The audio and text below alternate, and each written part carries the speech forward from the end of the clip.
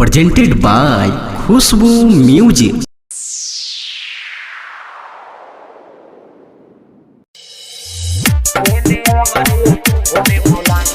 Music by DJ Umesh, Shukipur Bazaar.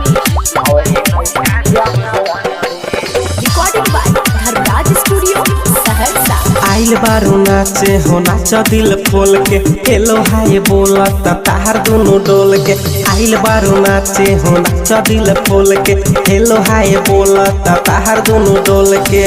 मई खो हिलावत काहे कमरिया हम चान रे हेने आवरे होने बोला हो रे हई लइका जवान रे हेने आवरे होने बोला हो रे हई लइका जवान रे। Music by DJ Umesh, Shukipur Bazaar.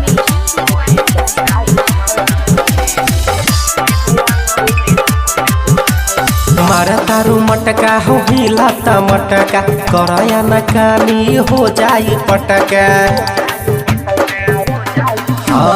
मारा तारू मटका हो हिलाता मटका करया न कानी हो जाई पटका। फाटा फट बोलिया हो माटा मोट बोलीला बतिया कहिला ये गोरी खाटा खट कहिला। तनी हमरो के खोल के तू तनी सा देखान रे हेने आवरे होने बोला हो रे हई लइका जवान रे हेने आवरे होने बोला हो रे हई लइका जवान रे। Music by DJ Umesh, Shukipur Bazaar.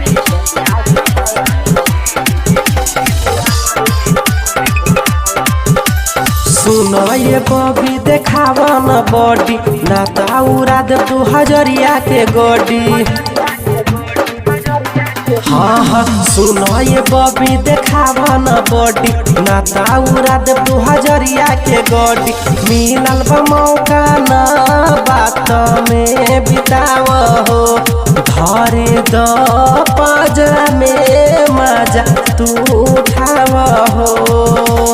Pathak में पप्पू कहे जान हमर ने हेने आवरे होने बोला हो रे हई लइका जवान रे हेने आवरे होने बोला हो रे हई लइका जवान रे।